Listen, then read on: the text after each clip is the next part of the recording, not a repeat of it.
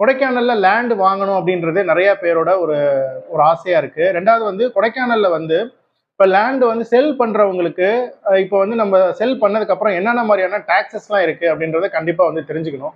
So இந்த capital gain tax அப்படின்னா என்ன? ஸோ அதை நம்ம எப்படிலாம் வந்து ஒரு ஸ்ட்ராட்டஜிக்கா இப்போ நம்ம வந்து லேண்ட் வந்து செல் பண்ணும்போது அந்த டாக்ஸை வந்து நம்ம எப்படி வந்து லீகலா எப்படி மிச்சப்படுத்தலாம்?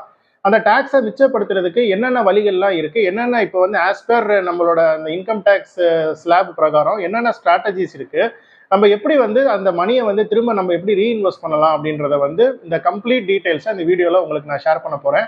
ஸோ நீங்கள் வந்து இப்போ கொடைக்கானலில் வந்து லேண்ட் வாங்கணும், இல்லை கொடைக்கானலில் நீங்கள் வந்து லேண்ட் வச்சிருக்கீங்க, அந்த லேண்டை வந்து நான் செல் பண்ணணும், செல் பண்ணதுக்கப்புறம் என்ன மாதிரி ஃபார்மாலிட்டிஸ் இருக்குது அப்படின்ற மாதிரி நீங்கள் இன்ஃபர்மேஷன் தேடிட்டு இருக்கீங்க அப்படின்னா this is the right video for you. First வந்து கேபிட்டல் கெயின் டாக்ஸ் அப்படின்னா என்ன அப்படின்றத நம்ம வந்து கண்டிப்பா தெரிஞ்சுக்கணும். கேபிட்டல் கெயின் டாக்ஸ் அப்படின்னா என்ன அப்படின்னா, இப்போ நீங்க வந்து இப்போ நீங்க ஒரு சொத்து வச்சிருக்கீங்க, ஒரு லேண்டோ, ஒரு ஃபார்ம் லேண்டோ, இல்ல வந்து ஒரு பில்டிங், ஒரு இந்த மாதிரி ஒரு ஒரு ரெசிடென்ஷியல் ப்ராப்பர்ட்டி எதனால நீங்க வச்சிருக்கீங்க, அதை நீங்க வந்து செல் பண்ணும்போது நீங்க வாங்கின பிரைஸ்ல இருந்து நீங்க செல் பண்ற பிரைஸ்ல உங்களுக்கு அந்த ப்ராஃபிட் இருக்குல்ல, ஸோ அந்த ப்ராஃபிட்டை தான் வந்து கேபிட்டல் கெயின் அப்படின்னு சொல்லுவாங்க. நமக்கு கிடைச்ச அந்த ப்ராஃபிட்டை வந்து நம்ம இன்கம் டேக்ஸ் பே பண்ணணும்.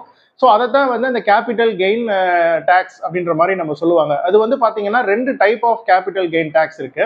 Short term capital gain tax அப்படின்னு சொல்லியிருக்கு, long term capital gain tax அப்படின்னு சொல்லிட்டு 2 விஷயம் இருக்கு. இப்போ short term capital gain tax அப்படின்னா என்ன அப்படின்னா, ஒரு சொத்து வாங்கி 2 வருஷத்துக்குள்ள நம்ம செல் பண்ணிட்டோம் அப்படின்னா அந்த சொத்துல கிடைச்ச அந்த ப்ராஃபிட்ல நம்ம கட்டக்கூடிய டாக்ஸை வந்து short term capital gain tax அப்படின்னு சொல்லுவாங்க. இப்போ நம்ம ஒரு சொத்து வாங்கி 2 வருஷத்துக்கு மேல ஒரு 5 வருஷம் கழிச்சோ, 10 வருஷம் கழிச்சோ, ஒரு 20 வருஷம் கழிச்சோ நம்ம செல் பண்ணி அதுல நமக்கு கிடைக்கக்கூடிய ப்ராஃபிட்ல நம்ம வந்து டாக்ஸ் பே பண்றதை வந்து long term capital gain tax அப்படின்ற மாதிரி சொல்லுவாங்க. Short term capital gain tax வந்து எப்படி கால்குலேட் பண்ணுவாங்க அப்படின்னா, உங்களுக்கு என்ன மாதிரி இன்கம் டேக்ஸ் ஸ்லாப்ல நீங்க இருக்கீங்களோ, ஃபார் எக்ஸாம்பிள் இந்த இப்போ நீங்க வந்து ஒரு 20% இன்கம் டேக்ஸ் ஸ்லாப் பே பண்ற ஸ்லாப்ல இருக்கீங்க, இல்ல ஒரு 30% ஸ்லாப்ல இருக்கீங்க அப்படின்னா, அந்த வருஷம் நீங்க வந்து அந்த 2 வருஷத்துக்குள்ள உங்க ப்ராப்பர்ட்டியை செல் பண்ணி அது மூலியமா வரக்கூடிய ப்ராஃபிட்ஸ் வந்து உங்களுக்கு அந்த இன்கம்ல ஆட் ஆகும்போது, ஸோ அந்த ஃபினான்ஷியல் இயர்ல உங்களுக்கு என்ன இன்கம் டேக்ஸ் ஸ்லாப் இருக்கோ அந்த ஸ்லாப் பிரகாரம் நீங்க வந்து இன்கம் டேக்ஸ் வந்து பே பண்ற மாதிரி இருக்கும். ஸோ அந்த சொத்துக்கும் நீங்க வந்து வரி கட்டுற மாதிரி இருக்கும்.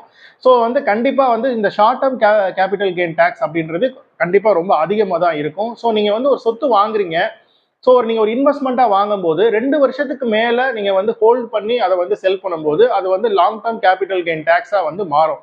லாங் டேர்ம் கேபிட்டல் கெயின் டேக்ஸ்ல வந்து 2 விஷயம் இருக்கு. இப்போ வந்து முன்னாடிலாம் வந்து பாத்தீங்கன்னா இண்டெக்ஸேஷன் சொல்லிட்டு ஒரு விஷயம் இருக்கு. இப்போ இண்டெக்ஸேஷன் அப்படின்றது என்ன அப்படின்னா, இப்போ 2010ல நம்ம ஒரு சொத்து வாங்கியிருப்போம். இப்போ ஒரு 10 லட்சம் ரூபாய்க்கு ஒரு சொத்து வாங்கியிருப்போம். அந்த 2010ல நம்ம வாங்கியிருக்க சொத்து வந்து இப்போ 2025ல என்ன வேல்யூ அப்படின்னு